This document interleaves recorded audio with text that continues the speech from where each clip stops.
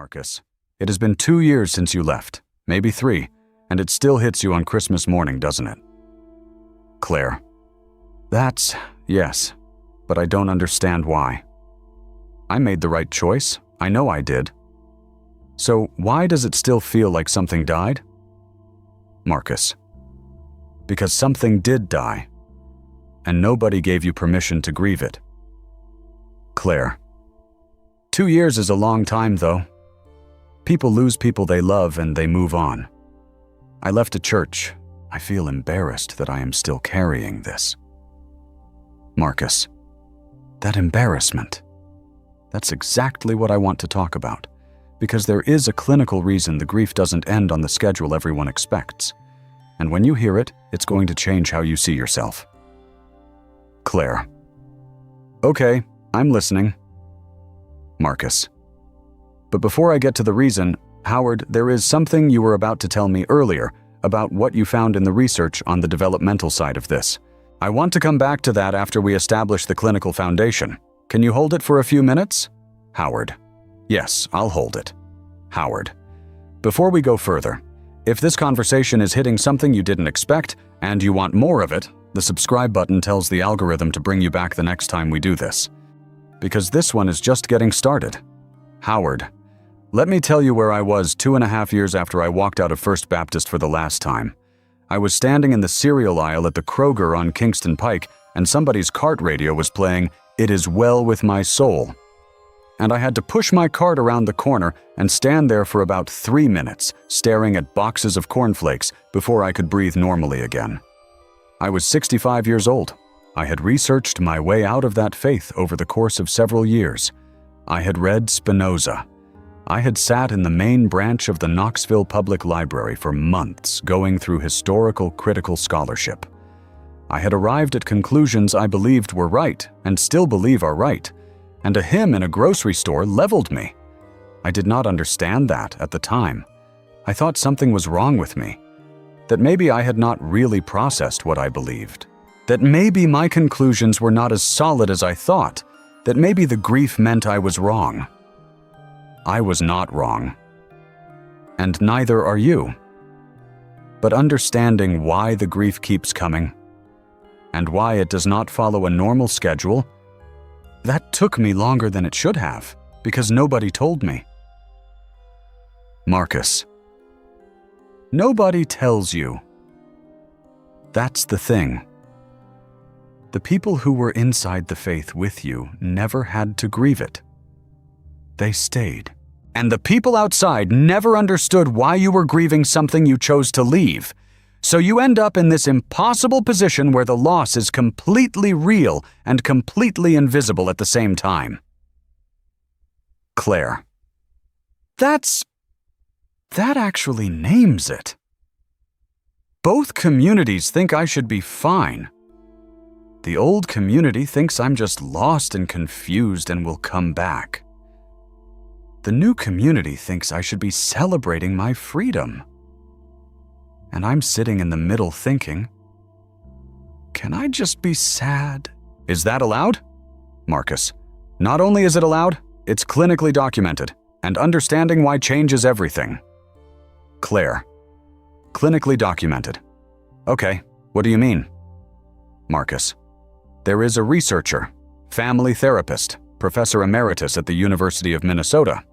Her name is Pauline Boss, and in the 1970s, she coined a term for a specific kind of grief.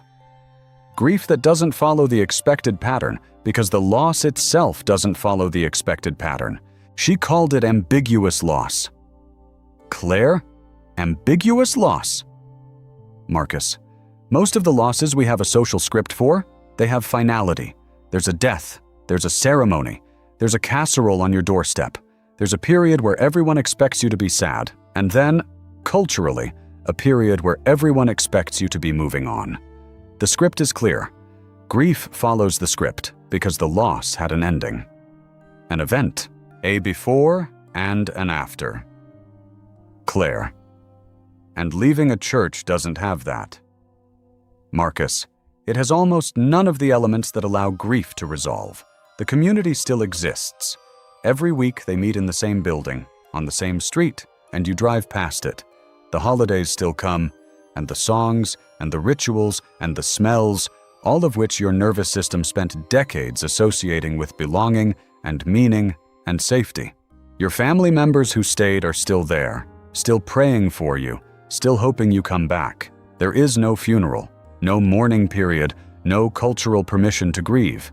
And Pauline Boss is explicit about what that produces. Claire. What does she say? Marcus. She says closure is a myth when the loss lacks finality or social acknowledgement. Howard, closure is a myth. I remember the first time I read that. I was sitting on my back porch on a Sunday morning. Couldn't go to church, obviously, but couldn't quite figure out what else to do with a Sunday morning either, which was its own kind of grief. And I read those 4 words and I had to put the book down. Because the entire framework I had been using to judge my own recovery was built on the assumption that closure was something you could reach. That grief was a process with a destination. That if I was still grieving, I hadn't arrived yet. That something was wrong with me. And here was this clinical researcher saying, the destination doesn't exist. Not for losses like this one. Claire. But that sounds, I don't know if that's comforting or terrifying. If closure is a myth, does that mean it never gets better? Marcus. That's where you have to be precise about what better means, because Boss is not saying the grief stays as intense as it was on the worst day. She's saying the model of grief as a linear process that ends in closure. That model is wrong for this specific kind of loss. The intensity changes. The relationship to the loss changes. But the grief does not disappear on a schedule. And that's not a disorder. That is the correct response to an ambiguous loss. Claire. The correct response. Marcus. Correct response to an incorrect situation. The situation is what's wrong, not you. Howard. And I want to stay here for a moment because this is the part that I most needed to hear when I was 2 years out and still getting leveled by hymns in grocery stores. The grief lasting a long time is not evidence that I was wrong. The grief lasting a long time is not evidence that I am weak or confused or unfinished or secretly still a believer who can't admit it. The grief lasting a long time is evidence that I was genuinely inside something for 50 years that organized my entire life. My relationships, my sense of purpose, my sense of where I belonged in the universe, my understanding of what happened to my wife when she died, all of it structured by one framework. And when that framework dissolved, everything that was structured by it had to be rebuilt. That is enormous. The grief is proportionate to the thing that was lost. Claire. The grief is proportionate to the thing that was lost. I've never heard it said like that. Marcus. Most people haven't, because the cultural narrative around leaving religion is almost always told as liberation. And it can be liberation. But liberation and grief are not mutually exclusive. You can know you made the right choice and still grieve what you lost. Those two things do not cancel each other out. Claire. So when people say to me, if leaving was the right choice, you should be happy and free by now, they're applying the wrong logic. Marcus. They're applying the logic of correctness to grief. And grief doesn't care whether the decision was right. Grief responds to what was lost. Howard. I want to bring something in here that made this harder for me specifically. And I think it makes it harder for a lot of people who left from deep inside, not from the edge, not from casual attendance, but from 22 years as a deacon, from a life where the faith was not just what you believed on Sunday, but what you were called all week. When you are a deacon, that's not a job title. That is a name other people use for you. For 2 decades, people in that community called me Deacon Howard. My identity was not separate from the role. The role was part of who I was. And when I left, I didn't just leave a belief system. I left a name. I lost the person that community knew. Claire, that's different from what I expected to feel. I thought I was grieving the beliefs. But you're saying you were grieving the identity. Marcus. Both. And that's what makes this grief so hard to resolve. A grief counselor who works specifically with people going through faith deconstruction has documented clinically that this is not one loss. It is a stack, multiple losses landing on the same event. Claire.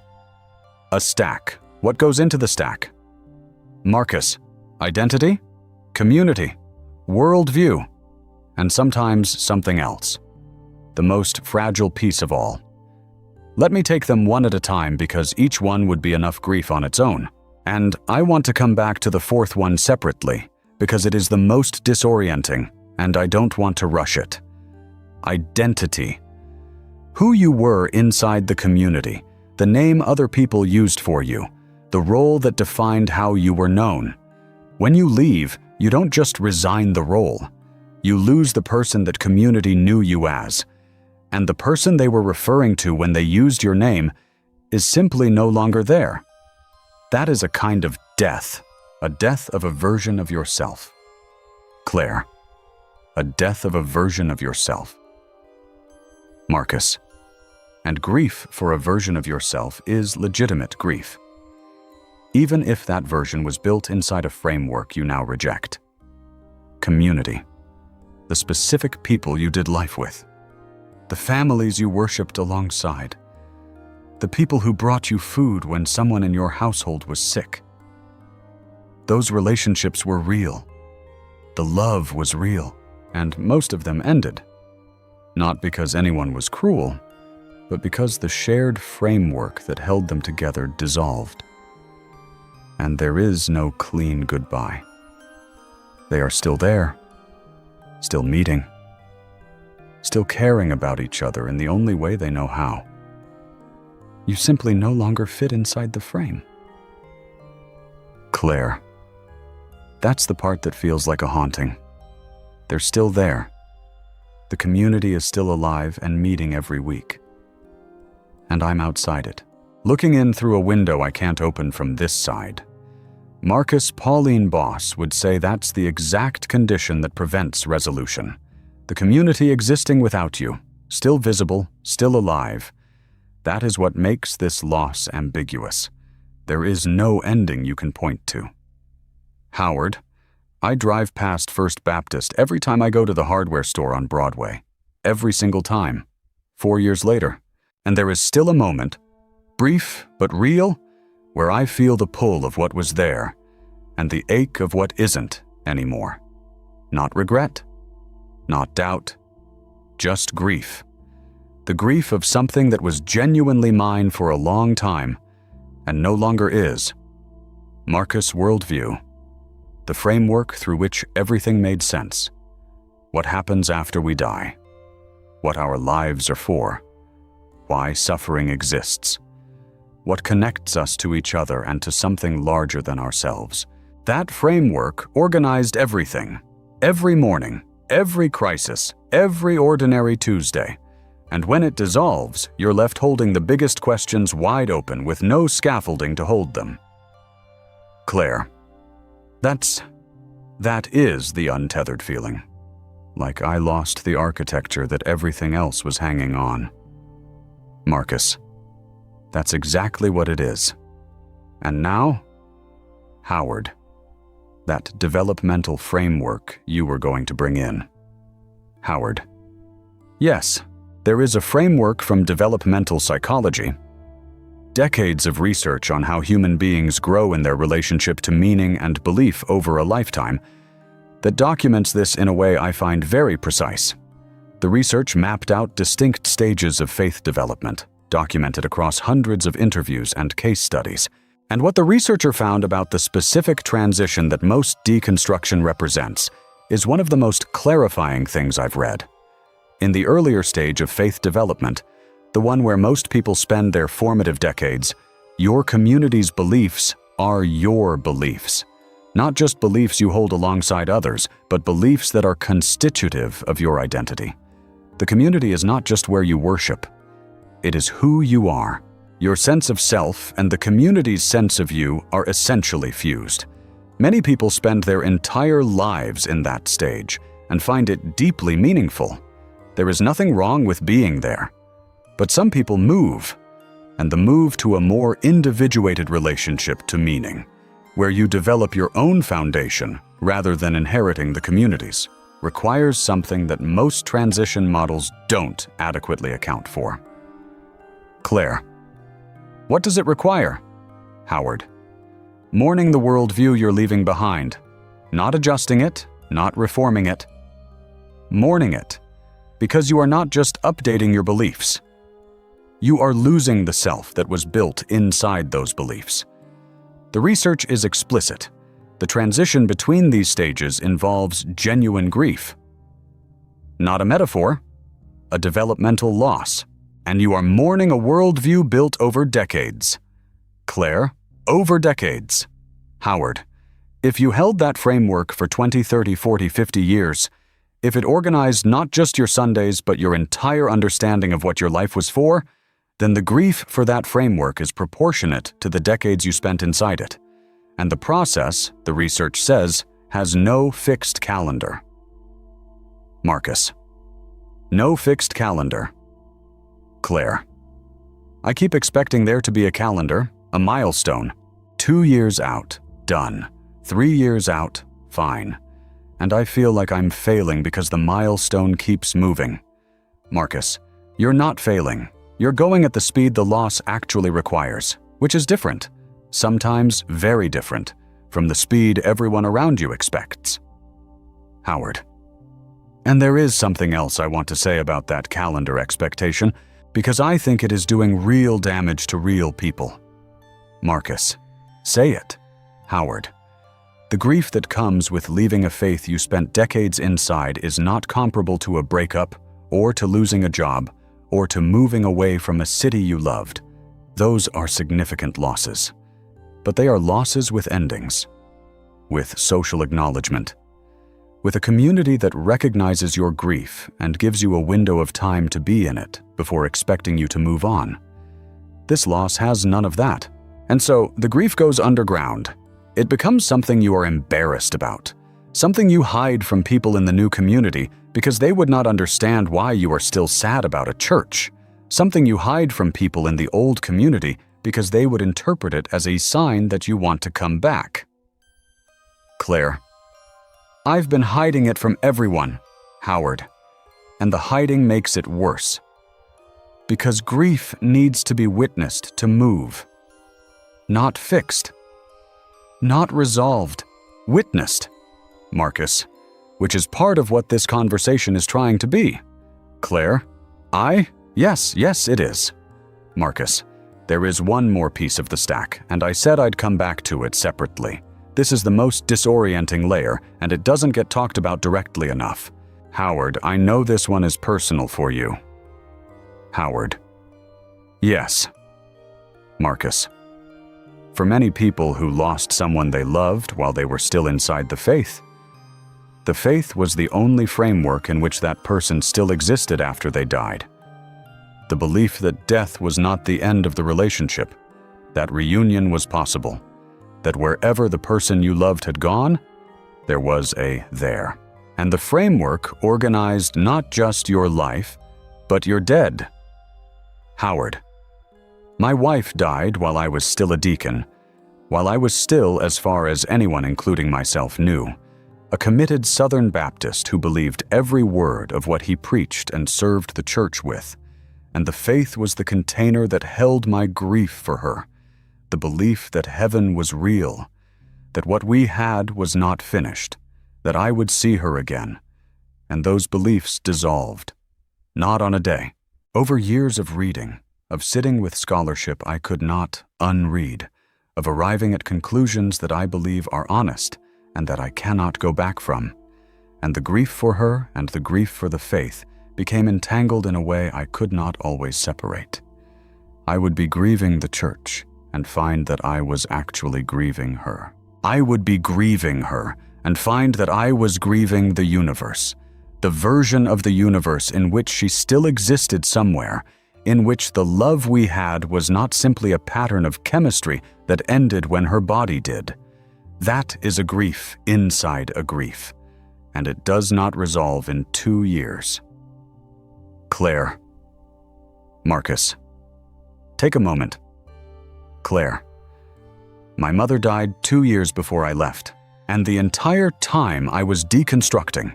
Every argument I worked through, every conclusion I arrived at, I kept coming back to her, to where she was, whether the framework that held her was still holding her, or whether it was dissolving along with everything else. Marcus, the grief of what was lost, grief of, and underneath it, the grief of what was never real. Claire. What do you mean? Marcus. There's a distinction that some people who write about deconstruction grief have made. And once you hear it, you can't unhear it. There are 2 kinds of grief inside this experience. First, the grief of what was lost. The community, the identity, the certainty. Those were real. They existed. You can point to them. Second, the grief of what was never real. The version of God you were promised. The version that would protect certain things, answer certain prayers in certain ways, be there in certain moments when you needed it most. That version was not delivered, and you cannot grieve something that didn't exist until you name the absence. The absence was there all along, but until you leave, you don't have the distance to see it. And when you finally do, you realize you are mourning not just what was lost, but what was never there to begin with. Claire. That feels almost shameful, like I'm grieving a fantasy. Marcus. You were not naive.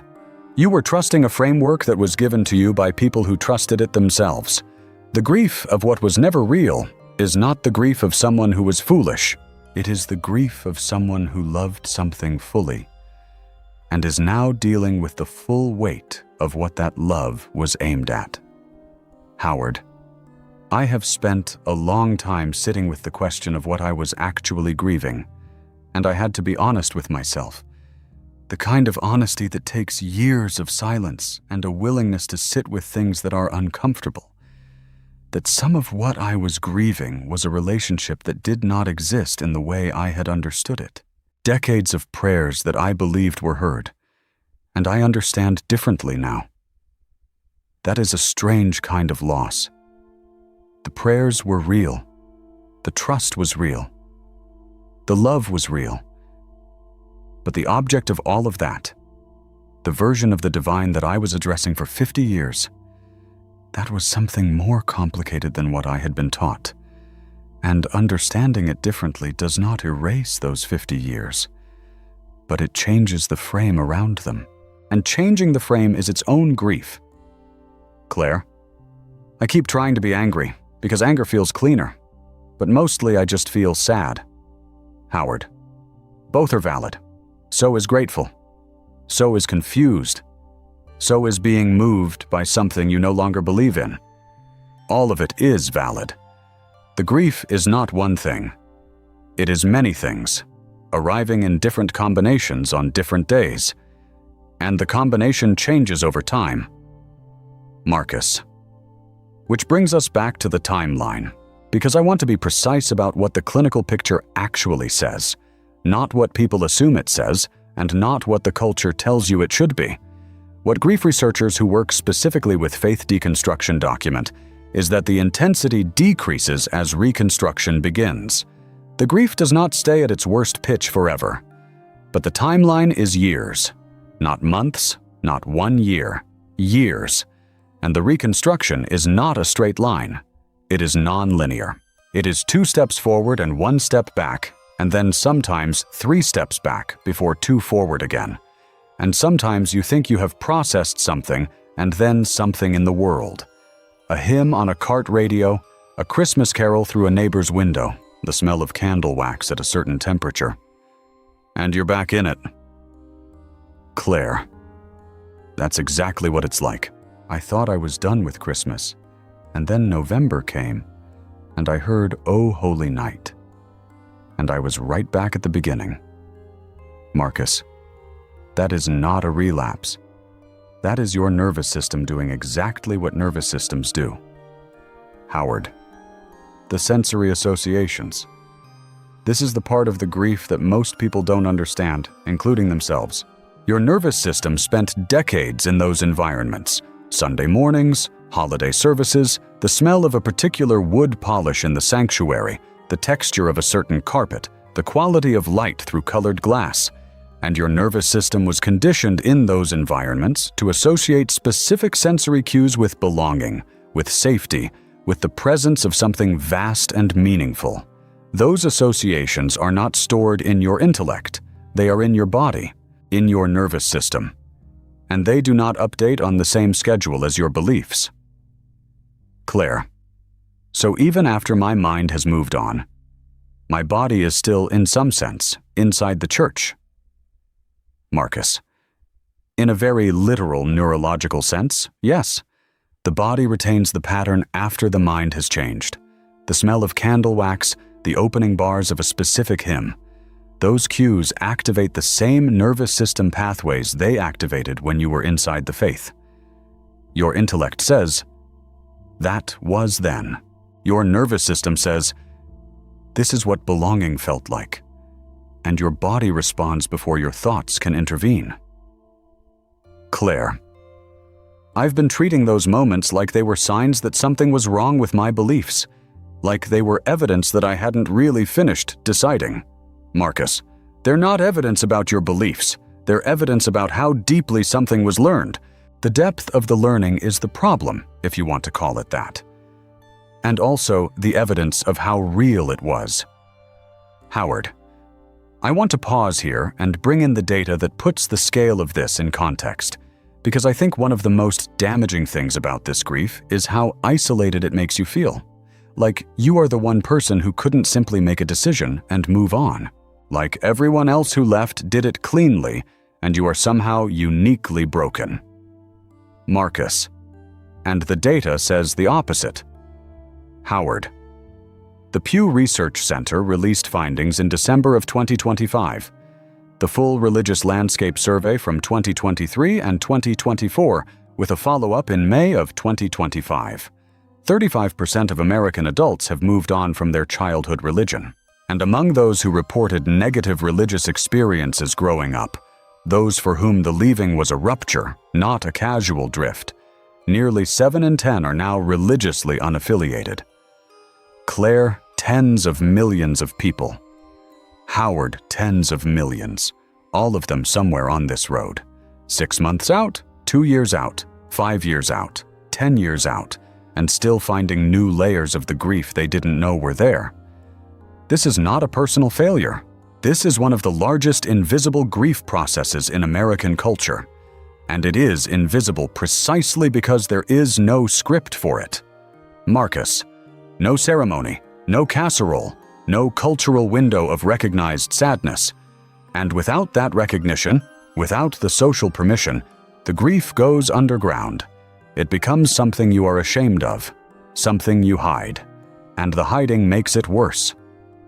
Howard, because grief needs to be witnessed to move. Claire, you said that before. Witnessed, not fixed. Howard, yes. And these conversations, are part of what makes witnessing possible when the normal structures for it don't exist. Marcus, now, I said I'd hold something for Howard earlier in this conversation, the developmental piece, the specific framework that explains why this grief has no fixed calendar. Howard, yes. What the developmental research on faith maturation documents, and I came to this through my own reading during those months in the library, is that the transition most deconstruction represents, the move from the stage where the community's beliefs are your beliefs, where your identity and the faith community are essentially fused, to the stage where you develop your own independent relationship to meaning, that transition involves genuine grief. Not a metaphor, A real developmental loss of a worldview built over decades. The process has no fixed calendar. What the research found across hundreds of documented cases is that people who move through this transition are not moving on a track with an end point. They are rebuilding their relationship to meaning from a deeper foundation. And that rebuilding, that reconstruction, takes years, and the grief coexists with it the entire way. Claire, the grief coexists with the reconstruction. Marcus, yes, and this is the false sequencing that I think costs people the most. The idea that the grief must end before the new life can fully begin, that you have to be done mourning before you are allowed to be present in what's coming next. That is not how it works. Claire, I've been waiting to be fully okay before I fully show up for the new things. Howard, I did that too. For a year and a half after I left, I held the new things at arm's length. I had found a small group of people I genuinely liked. I had started the research that eventually became this channel. I had discovered Sunday mornings, the extraordinary quiet of sitting with coffee and watching the light come through the window, with nowhere I was required to be. Those were real goods, and I kept them at a distance, because committing to them felt like a betrayal of what I was still grieving. Like allowing myself to be happy would be a kind of admission that the old life was gone. And as long as I kept the happiness at arm's length, I could pretend the old life wasn't completely over. Marcus, the happiness as confirmation of the loss. Howard, yes, exactly backwards. The happiness was not a betrayal.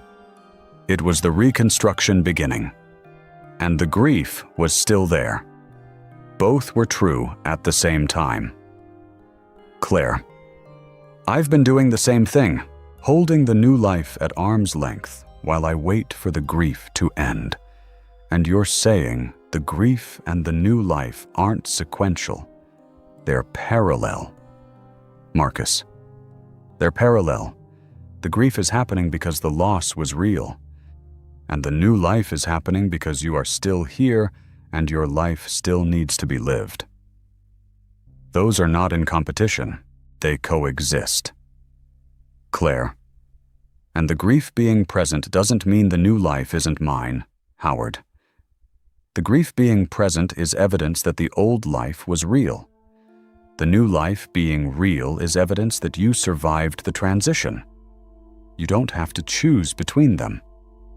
Claire, I don't have to choose between them. Marcus, now, remember what you said at the very beginning of this conversation. Claire, that I felt embarrassed, that 2 years was a long time and people move on, that I left a church and couldn't understand why I was still carrying it, that I felt ashamed of still being in this. Marcus, and, Claire, and the embarrassment was built on a framework that was never designed for what I was actually going through. I was measuring myself against a grief script that applies to losses with clear endings, with social acknowledgement, with a cultural permission window. And what I went through was an ambiguous loss. A loss without finality, without a script, without a single community that understood it. Because one community thought I was confused and would come back, and the other community thought I should be celebrating. Nobody gave me permission to grieve, and I tried to grieve on a timeline that was designed for a completely different kind of loss. Marcus, not failure. Claire, an impossible situation. Howard, and you handled it the only way you could, with the tools you had, under conditions that were designed to make the grief invisible and therefore harder to move through. Claire, I came into this conversation thinking I was behind schedule. I'm leaving it understanding there is no schedule. Marcus, there is no schedule. Claire, and the grief isn't evidence that I was wrong. Howard, the grief is evidence that it was real. that you were genuinely inside something enormous, and that you are a person for whom real things matter. Claire, I feel better and more sad at the same time. Marcus, that's the most honest thing you've said all conversation. Howard, that's grief. Both true at once. Claire, I didn't expect that, but I think I needed it. Howard, before I close this out, I want to pause and acknowledge what it takes to make content like this. Content that engages with real clinical frameworks, that tries to be honest about what the research says and what it doesn't, that refuses to reduce a complicated grief to a motivational message. The Spinoza Forever Library exists because this community deserves more than surface-level reassurance. It is 5 volumes of the research and reckoning I've been doing. The historical foundations, the philosophical questions, the personal honesty I've been trying to bring to all of it. You'll find it linked in the description below and in the pinned comment. If you've found value in what we do here, a super thanks is not a purchase. It is the signal that says this work matters and has a reason to continue. Everyone means more than I can adequately say. Howard, you are not behind schedule. There is no schedule. The grief that will not end on the timeline everyone told you to expect is not a disorder. It is not weakness. It is not secret evidence that your conclusions were wrong, or that you haven't really processed things, or that you are somehow failing at a departure you chose to make. It is the proportionate response to a loss that was real and enormous, and that lacked every element that allows grief to resolve on a predictable timeline. There was no funeral, no mourning period, no cultural permission to grieve. The community still meets every Sunday in a building you drive past. The music still plays every December. The people you loved are still there, still praying for you, still hoping you come back. And the framework that organized your identity, your relationships, your sense of purpose, and for some of you, the only cosmology in which the people you lost still existed somewhere after they died, that framework dissolved, not on a day you can mark. Over years, and you are still working through what that means. Pauline Boss says closure is a myth. For losses like this one, that is not a pessimistic statement. It is a liberating one, because it means the grief that keeps arriving is not a sign that something is wrong with you. It is a sign that something real ended, and that you are a person for whom real things matter. Marcus, the grief is the proof the love was real. Howard, the grief is the love, looking for a place to land. You didn't lose the capacity to love. You lost the container. And now you are, slowly and sometimes painfully, and sometimes in ways that knock you sideways in grocery store cereal aisles, building a new one. That is not failure. That is what being human looks like after something enormous ends and the rest of your life begins. Claire, I don't have a counter-argument for that. Marcus. Good. Claire, I don't want one. Howard. One last thing before you go. I want to ask you something. And I mean it for everyone listening, not just for Claire, not just for those of you who are 2 years out. If you're in this, if you're at 6 months, or 2 years, or 5 years, or you just left and the ground hasn't stopped moving yet, what is the part of this grief that nobody around you seems to understand? Write it in the comments. Not because I have all the answers, but because you deserve to be heard. And sometimes, the most important thing is simply knowing that someone read it and recognized what it cost to say it. Take care of yourselves.